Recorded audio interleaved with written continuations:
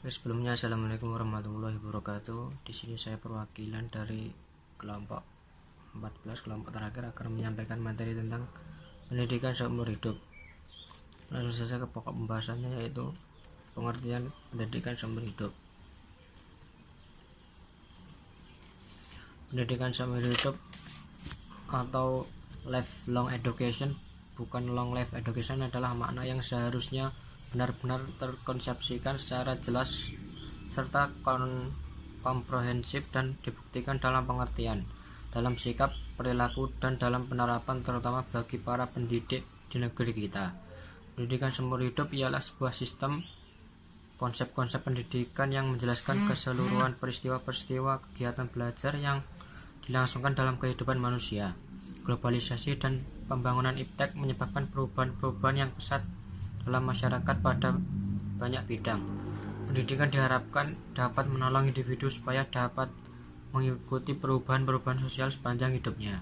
Maka lahirlah konsep pendidikan seumur hidup. Pendidikan seumur hidup atau belajar seumur hidup bukan berarti kita harus terus sekolah sepanjang hidup kita.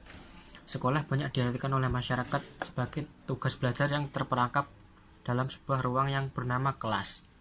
Bukan itu yang dimaksud. Paradigma belajar seperti ini harus segera kita rubah. Pengertian belajar bukan hanya berada dalam ruangan, tapi belajar di semua tempat, semua situasi, dan semua hal. Pendidikan seumur hidup bersifat logistik, sedangkan pengajaran bersifat spesialistik, terutama pengajaran yang terpilih dan terinferensikan dalam berbagai bentuk kelembagaan belajar. Belajar berarti memfungsikan hidup. Orang yang tidak belajar berarti telah kehilangan hidupnya. Paling tidak telah kehilangan hidupnya sebagai manusia. Karena hidup itu bukan hanya individu dalam dirinya saja, tetapi juga interaksi dengan sesamanya, dengan antar generasi, dan kehidupan secara universal. Dalam pendidikan atau belajar terdapat interaksi antara tantangan, challenge dari alam luar diri manusia dan balasan, respons dari daya dalam diri manusia. Dalam agama sering kita dengar kalimat belajarlah, tuntutlah ilmu dari ayunan sampai liang lahat. Belajar merupakan tugas semua manusia. Tua, muda, besar, kecil, kaya, miskin, semua mempunyai tugas tersebut. Kita belajar mengetahui apapun yang ada di dunia ini untuk kemajuan individu atau universal. Belajar memberi, belajar menerima, belajar bersabar, belajar menghargai, belajar menghormati, dan belajar semua hal. Mungkin cukup sekian presentasi dari saya. Selanjutnya dilanjutkan oleh makalah berikutnya. Sekian, assalamualaikum warahmatullahi wabarakatuh. Konsep dasar pendidikan seumur hidup diuraikan dalam dua bagian, yakni ditinjau dari dasar teoritis atau religius dan dasar yuridisnya. Yang pertama yaitu dasar teoritis religius. Konsep pendidikan seumur hidup telah lama dirumuskan oleh pakar pendidikan dari zaman ke zaman. Dalam hal ini sudah lama diajarkan oleh Islam, sebagaimana ditemukan dalam hadis Nabi Muhammad SAW yang artinya tuntutlah ilmu semenjak dari ayunan sampai liang lahat. Kemudian yang kedua dasar yuridis. Konsep pendidikan seumur hidup di Indonesia mulai diterapkan melalui kebijakan negara, yaitu melewati yang A, ketetapan MPR nomor 4 garing MPR garing 1973 Junto Tab nomor 4 MPRS 1978 mengenai GBNH memutuskan prinsip-prinsip pembangunan nasional antara lain 1.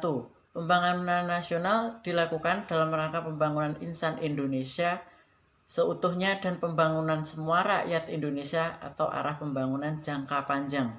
Yang kedua, pendidikan dilangsungkan seumur hidup dan dilakukan dalam keluarga atau rumah tangga, sekolah, dan masyarakat. Karena itu, pendidikan ialah tanggung jawab bersama antara keluarga, masyarakat, dan pemerintah. Yang B, dalam Undang-Undang Nomor 20 Tahun 2003 mengenai sistem pendidikan nasional pada pasal 26, disebutkan bahwa pendidikan non-formal diselenggarakan untuk warga masyarakat yang membutuhkan layanan pendidikan yang bermanfaat sebagai pengganti, penambah, atau pelengkap pendidikan formal dalam rangka menyongsong pendidikan seumur hidup. Kemudian dari dasar pendidikan seumur hidup yang dijelaskan di atas tadi, bahwa proses pendidikan dapat dilangsungkan selama manusia masih hidup. Kemudian yang C, implikasi konsep pendidikan seumur hidup. Implikasi diartikan sebagai akibat langsung atau konsekuensi dari suatu keputusan tentang pelaksanaan pendidikan seumur hidup. Implikasi pendidikan seumur hidup dalam program pendidikan antara lain 1. Pendidikan baca tulis fungsional. Pendidikan baca tulis sangatlah penting bagi masyarakat, baik negara maju maupun negara yang berkembang. Kemudian hubungannya dengan pendidikan seumur hidup adalah memberikan kecakapan membaca, menulis, menghitung atau 3M yang fungsional bagi anak didik. Kemudian menyediakan bahan-bahan bacaan yang diperlukan untuk mengembangkan lebih lanjut kecakapan yang telah dimilikinya tersebut. Kemudian yang kedua, pendidikan vokasional merupakan penggabungan antara teori dan praktik secara seimbang dan berkesinambungan dengan orientasi pada kesiapan kerja lulusannya.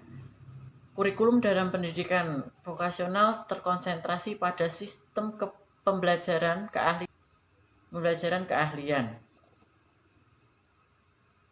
pada kejuruan khusus atau specific traits. Kemudian yang ketiga, pendidikan profesional.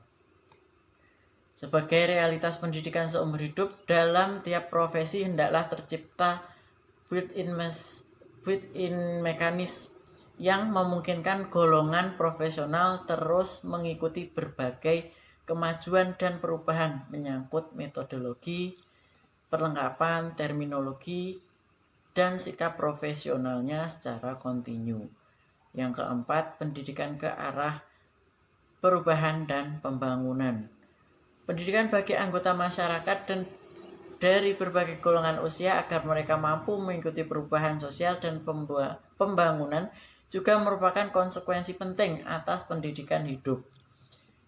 Diakui bahwa di era globalisasi dan informasi yang telah ditandai dengan pesatnya perkembangan iptek telah mempengaruhi berbagai dimensi kehidupan masyarakat dengan cara masa yang serba menggunakan mekanik sampai dengan cara menerobos luar angkasa atau angkasa luar. Yang kelima yaitu pendidikan kewarganegaraan dan kedewasaan politik. Pendidikan kewarganegaraan dan kedewasaan politik perlu diberikan pada pendidikan seumur hidup bagi kehidupan berbangsa dan bernegara, bagi baik menjadi warga masyarakat maupun pimpinan. Kemudian yang keenam, pendidikan kultural dan pengisian waktu senggang. Pendidikan kultural dan pengisian waktu senggang perlu diberikan secara konstruktif sebagai bagian konsep long life education. Dengan cara ini, waktu senggang dapat dimanfaatkan berbasis budaya baik sehingga pendidikan seumur hidup dapat berjalan menyenangkan. Spesialisasi yang berlebihan dalam masyarakat dapat menyebabkan sempitnya pandangan terhadap bidangnya sendiri. Baik, sekian makalah yang dapat kami sampaikan.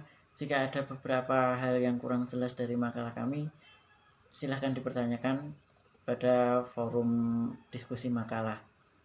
Dari kami, jika ada banyak salahnya, mohon maaf yang sebesar-besarnya. Sekian, wassalamualaikum warahmatullahi wabarakatuh.